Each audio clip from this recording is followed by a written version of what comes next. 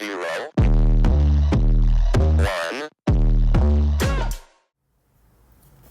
다음 내용은 임진왜란 이후에 이어진 다시 일어난 전쟁, 다시 난리 난 해서 정유재란, 정유년의 다시 일어난 난리인데요. 임진왜란 이름 구성이 뭔지 아십니까? 임진년에 외놈들이 일으킨 난리라는 뜻이었어. 그럼 정유재란은 정유년에 다시 일어난 난리라는 뜻인데 이게 무슨 말이냐 하면 임진왜란이 멈췄다가 다시 일어난 전쟁이 정유재란 제2차 임진왜란이라고 보시면 돼요. 앞에서 명나라가 우리나라 땅 일부를 빼앗아 어쩌 다시 되돌려 받았죠.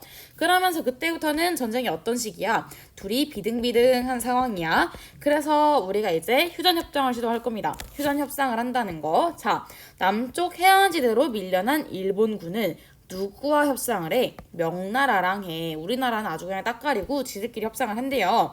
근데 남쪽 해안지대라는 게 또 무슨 말이야?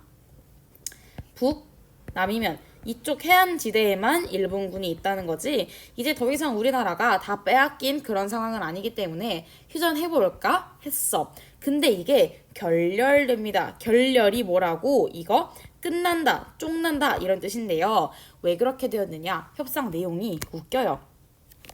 여러분 생각에 우리나라가 어느 정도 해줄 수 있을 것 같아요? 휴전을 위해서?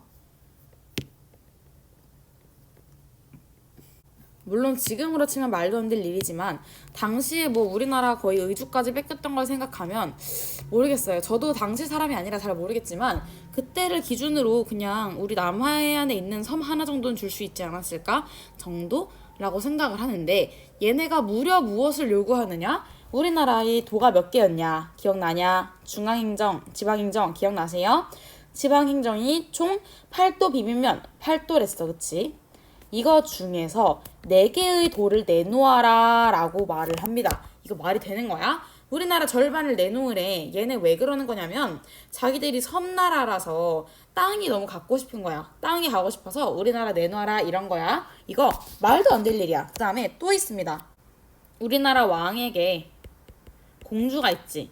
그럼 황제에게는 황제 이거 맞나? 황제에게 뭐가 있겠어? 황녀가 있다?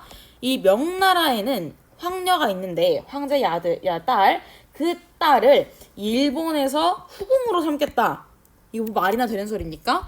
4대 교린에서 4대 국가인 큰 나라 중국의 딸내미를 우리나라에서 정식 왕비도 아니고 후궁으로 삼겠다? 이거 완전 모욕시키겠다는 뜻이에요. 이거 무슨 의도냐면 일본이 조선이고 명이고 둘 다 내가 이겨먹겠다라는 의도가 드러나는 협상인데 이렇기 때문에 이걸 들어줄 수가 없었어. 그래서 결렬이 됐어. 그럼 이 3년 동안 우리나라는 뭐 손가락 빨고 있었겠니? 그렇지 않아. 이미 전쟁 졌고 다시 그러면 안 된다는 걸 깨달았기 때문에 이때부터는 우리나라도 군대 제도를 개편한다거나 무기를 새로 만든다거나 성을 다시 좀 쌓는다거나 이런 군사적인 조치가 이루어진 이후입니다. 그래서 옛날에 임진왜란 때처럼 속수무책으로 당하진 않아요. 그래서 어떻게 되었느냐? 이때 활약하는 게 바로 이순신 장군인데요. 우리가 잘 알고 있는 유명한 2가지 전쟁이 나와요. 명량해전과 노량해전인데요. 자, 여러분 이거 영화로 나온 거야. 여러분 알고 있는 영화일지 모르겠지만요. 사실 저도 둘 중에 하나는 안 봤어요. 여러분 안 봤을 수도 있는데 이게 되게 유명한 영화였는데 어떤 내용이냐? 명량해전에서 중요한 명언이 있죠. 신에게는 아직 12척의 배가 있습니다. 지금 저기 일본 애들은 몇백 척을 가지고 오지만 우리는 한번 해볼 수 있다. 왜냐? 나에겐 아직 12척의 배가 있기 때문에 라는 굳은 의지를 보여주신 이순신 장군님의 말씀이 남아있고요. 여기서 여러분이 얻어야 되는 교훈은 뭐야? 쉽게 포기하지 말고 끝까지 해봐라. 이런 거지, 그치? 결국 의지가 있는 놈이 이깁니다. 생각해봐. 다키랑 규타로 개세지만 바보 같은 탄지로가 이깁니다. 탄지로 아직 아기였잖아, 그때, 그치? 그런 것처럼 우리도 의지가 있다면 포기하지 않고 싸운다면 언젠간 이길 수 있다라는 마음을 꼭 갖고 살아가세요. 그 다음에 여기서 승리를 했어. 그랬더니 이제 하필 그 다음에 도요토미 히데요시가 사망을 합니다. 한정원이 말하길 자연사했대요. 자연사한 도요토미 히데요시. 얘는 뭐 한 사람입니까? 임진왜란 일으킨 사람이죠. 전쟁 일으킨 사람이 죽었어. 더 이상 임진왜란 전쟁을 누가 주도해? 주도할 사람이 애매해집니다. 이제 그래서 일본군들이 점점 철수를 하고 자기 나라로 돌아가는데 돌아가게 냅둘 수도 있을 것 같아. 나라면 평화가 좋으니까 나는 그냥 잘 가 제발 돌아오지 마 하고 보냈을 것 같은데 이순신 장군님께서는 이 돌아가는 놈들 마저 없애버리겠다라는 마음으로 노량에서 한 번 더 전쟁을 벌입니다. 이때 장군이 돌아가시게 되면서 이제 전쟁이 완전 끝이 나는 걸로 정유재란이 마무리되는 거예요. 자, 그럼 다음에 이어지는 내용이 정유재란과 임진왜란으로 인한 영향인데요. 아래에 있는 내용들도 꽤 의미 있는 내용들이니까 이런 판옥선 또는 하객진 내용 이런 거 잘 봐두세요. 네, 그래서 그 뒤에 이어진 내용은 이 임진왜란의 결과로 사람들이 맞이했던 그런 영향이라고 보면 되는데요. 이 왜란의 영향 크게 세 가지로 나눌 수 있습니다. 첫 번째는 우리나라 사람들의 생활적인 측면이라고 볼 수 있겠고요.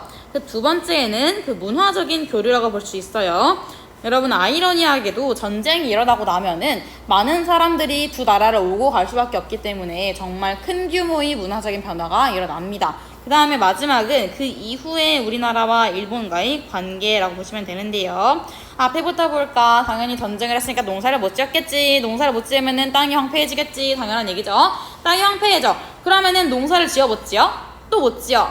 그럼 먹을 게 있어 없어? 또 없어. 그럼 살기가 어려워집니다. 살기 어려워지면 세금을 내 못 내? 또 못 내. 재정도 어려워져요. 이 내용이고요. 다음, 사람들이 죽었겠지. 그 다음에 또 끌려갔겠지. 그러니까 인구가 줄어. 그럼 또 농사질 사람이 또 없어. 또 땅 황폐해져. 이런 반복적인 상황입니다. 그 다음에 예를 들어서 이만큼의 피라미드가 있었어, 사람들이. 근데 이만큼이 잡혀갔다고 치자. 그럼 지금 원래 인구 신분 간의 비율이 붕괴되었죠. 이 비율이 망가지면서 신문제 또한 흔들릴 수밖에 없게 됩니다. 그리고 이때 많은 유물들도 불타고 약탈당하였다라는 기본적인 전쟁 영향이 첫 번째 문단에 있고요. 두 번째 문단은 일본이 우리나라에서 가져간 거, 우리가 일본으로부터 얻은 것 이런 거 나와 있는데요. 볼까? 일단 조선에서 문화재 가져갔어. 그 다음에 성리학자랑 활자 인쇄공이랑 도자기 기술자 데려갔어. 그럼 자기 나라 가서 활자 만들고 도자기 만들고 하겠지. 얘네가 그래서 일본이 이때 이후로 문화적으로 발전을 좀 많이 합니다. 그 다음에 이제 조선에서는 일본 애들 중에 우리나라에 투영한 애들, 얘네가 철포랑 탄약 제조 기술을 알려줍니다. 이거 둘 다 뭐야? 군사 기술이죠. 이제 군사적으로 우리가 성장할 수 있게 되었다라고 보시면 되고요. 다음으로 중요한 거는 담배와 같은 상품 작물도 들어오기 시작한다는 것도 기억하세요. 담배가 왜 상품 작물이냐면 담배 우리가 뭐 생존을 위해 만들어?